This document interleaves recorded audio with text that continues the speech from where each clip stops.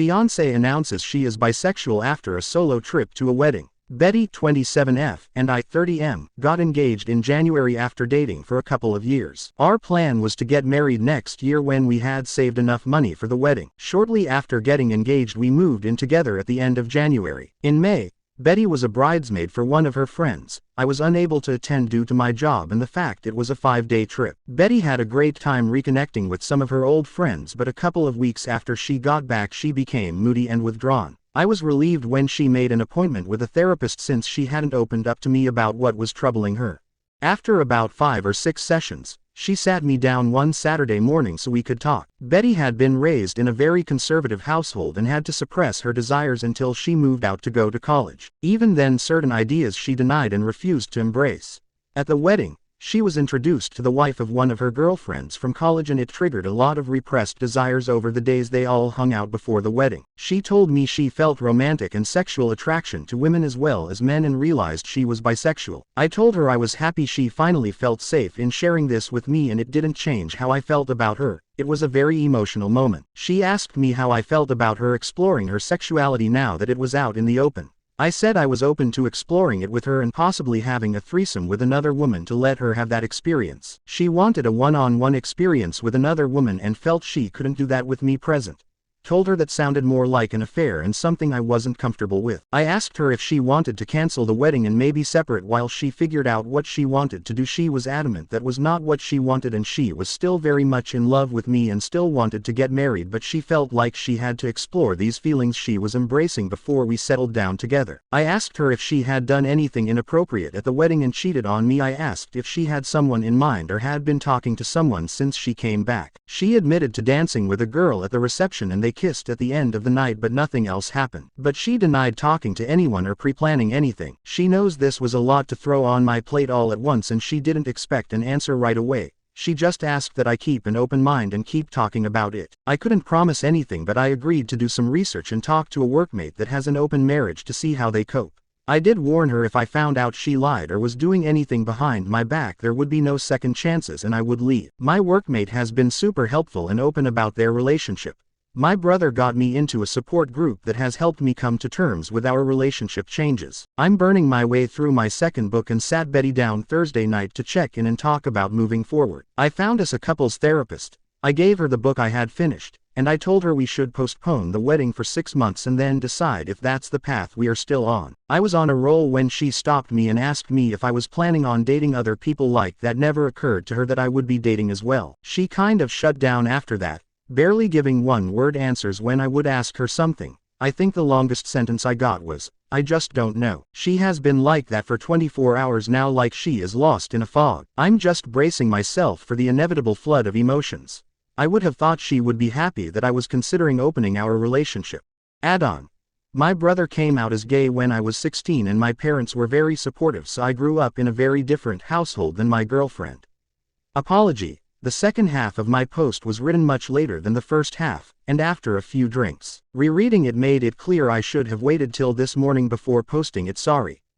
Update 1. Saturday night her fog lifted and things got pretty heated. She said that the open relationship was my way of punishing her and being vindictive by dating other women. She was just asking for some grace to explore her feelings. I replied that she showed almost no remorse for cheating on me and instead expected an open-ended hall pass to do so again. I told her our friends had told me she asked them not to say anything about what happened at the wedding, so I would probably never know the full truth and just had to accept it was worse than she admitted to. I asked if she thought it was fair to go have sex with other people while I waited by the door like some lovesick puppy who was expected just to wag his tail when she decided to come home and show me some attention. It devolved after that and some hurtful things were said by us both. I finally gave her 3 options if she wanted to move forward. 1. Monogamy. Postpone the wedding and go to couples counseling. No experimenting. When we get to a good place then go ahead with the wedding with a prenup to protect me if she changes her mind and or cheats again. 2. Open relationship. We can both date who we want and she can figure out her sexuality on her own terms. In a year or so we can see if marriage still seems like a good option if we are still together. 3. Full separation. she moves out and we can each be free to live our lives as we see fit. If when she decides she wants monogamy with me if I haven't moved on, then we can try option number 1. But it would be a new beginning, not just picking up where we left off. She decided she needed some space to think things out and is going to stay with friends for a couple of days. I told her before she left that if she accidentally cheated while she was gone to not come back except to pick up the rest of her things. This morning I got a text from her. "I'm so sorry." She didn't answer when I asked her what she meant and my call went to voicemail. I'm not going to reach out to her again and I will wait to let her contact me when she is ready. Update 2. On Wednesday, Betty went to her previously scheduled appointment with her therapist and told her what happened between us. Not sure what all was said, but she called me on the way to her friend's house apologizing for some of the things she said and wanted to come home and talk things out. I told her to stay at her friend's house tonight and think about what she wanted, and she could come home Thursday and we could sit down and work things out. On Thursday we met at the house and talked over dinner. We both apologized for getting heated and saying some unfair things to each other. After talking to her therapist and having several conversations with her best friend over the last few days, she has decided not to explore her bisexual urges. The idea of a truly open relationship where I was free to sleep with other people terrified her, and getting married was more important than chasing the rainbow. Her original idea had been just a free pass to see if she was missing something in her life and how important it was to her. I asked what was she asking for an ONS, just dating a woman, or having a full relationship. She couldn't tell me exactly what she wanted. I said that didn't sound very monogamous to me or very fair. She agreed, and that was why she was giving up on exploring those feelings. Next, she brought up the notes I sent out canceling our save the date notices for our wedding day. She said she was getting all kinds of calls about what happened and was caught unaware about what they were even talking about at first. She was upset I did that without talking to her first. I reminded her that she lobbed 2 grenades in my lap, coming out as bisexual, and that she cheated on me, then left and wouldn't talk with me except for a cryptic "I'm so sorry" text followed by silence. While I never said anything other than we were having issues and had to postpone the wedding, evidently there was speculation that she had cheated on me. She switched gears and said we could still get back on track and get married next spring. No, because now when one of us is out of town my mind will be thinking about you cheating again, especially after coming out and wanting to have an affair to explore your sexuality. I said maybe after couples therapy we could get back to a good place again, but not by the end of the year, and it would be foolish to start planning and making financial commitments before we even knew if therapy was going to work. Plus I wanted a prenup to protect everything I brought into the marriage as well as my future retirement savings. Plus she would forfeit any equity if we bought a house. When she protested I said if you plan to be faithful and not change your mind later then it would never be a thing. Just something to give me some peace of mind. It's been an ongoing conversation for the last few days. Betty wants to rug sweep the incident at the wedding and move forward with our wedding. Exploring her sexuality is not worth sacrificing our relationship in her opinion. For now, we are back together and planning on counseling soon. In a post-clarity moment, I realize I rushed to embrace the idea of an open relationship to allow Betty the freedom to explore her new feelings, and I'm not as willing now to consider that option. I think separation is the better option. Breaking up if you will till we both decide what direction our future lies and if it is with each other. It's not what I want, but I also don't want to spend the next 3 to 5 years together only for her to change her mind or cheat on me one day. Update 3. What a crappy week. Counseling started badly. Walked into the office and saw a large pride flag on the wall. Our therapist was very biased towards my girlfriend's predicament. Glossed right over the cheating and into how I needed to better support Betty's awakening and support her journey to blah, blah, blah. Betty is the one who was confused and I am not giving her a safe place to explore who she is. Nothing about my feelings or needs was addressed.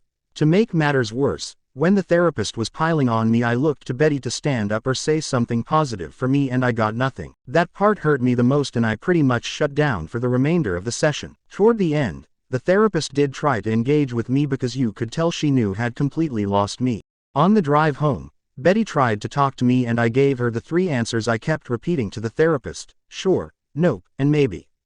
This was the therapist her individual therapist recommended us to. The next day I got a call from Betty's mom at my work wanting to know why we were postponing the wedding, and that her family and friends had already started making plans. I told her she needed to take that up with her daughter. She kept badgering me until I finally told her Betty made out with someone at her friend's wedding, and that was why things were on hold, and then I hung up on her. Less than an hour later I got a call from Betty demanding to know what I told her mom. I said you kissed someone at a wedding and we were trying to work through it and that I didn't mention Betty coming out to me. I told her she needed to sit her mom down and tell her the whole truth, but I'm not going to hold my breath. So I get this text from her mom telling me I need to suck it up and move past this, and that I might even be at fault for not going to the wedding with her. Huge text giving me what for and trying to tell me what I need to do. I showed the text to Betty when she got home from work and said she needed to do something about her mom or I would enlighten her with the full story of all our problems the next time she tried to tear me a new one. Betty said she would handle her mom and made me promise to give her some time to tell her mom everything. Also this week Betty has gotten very protective of her phone. Yeah, major red flag. I went to charge my phone and unplugged hers to plug mine in and she almost flew across the room to practically snatch her phone out of my hand.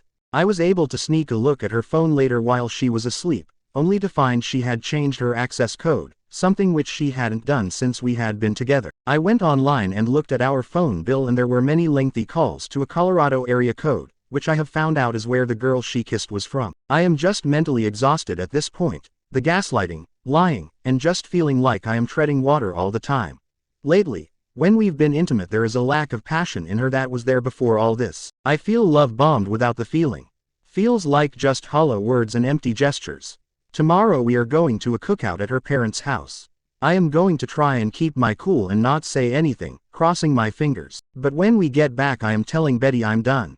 I'll give her the choice of keeping the apartment or moving out. She will be free to explore and find what truly makes her happy, just won't be me. I came clean with my parents and a few friends about this whole mess. My tribe is ready to help support me and help with the move when I need them. Dad vetoed mom's offer to move back home and said what I really needed was a new puppy, definitely too old to live with my retired parents. Feels weirdly peaceful now that I've made my mind up to all of you who told me so. You were right, time to move on with my life. Update 4. Betty and I returned early from a cookout at her parents' house. I had planned for my sister to be at our house when we got back as a witness but had to wait a couple of hours for her to show up. I got us all in the living room and told Betty I couldn't do it anymore and was throwing in the towel. I said I had lost all trust in her and couldn't see a way forward and that the best choice was to just go our separate ways. Betty couldn't understand what I was saying and that she had been honest since her confession about what happened at the wedding. I asked if she had been in contact with the girl she kissed at the wedding and she denied it. I asked to see her phone and she refused, saying it would violate her privacy and the privacy of the people she had talked to. Fine. So who did you call with a 720 area code? And maybe I should call and see who answers. Doesn't really matter because it proves my point. I gave her a choice of moving out or staying and I would move out. I also said I would give her what she had contributed to our savings account for the wedding. She tried to get my sister to leave or get me alone to talk, but I told her I had been advised to have a witness present just in case. She went from crying to being angry, and after an hour and a half, she finally had a calm conversation about everything. We talked until almost midnight.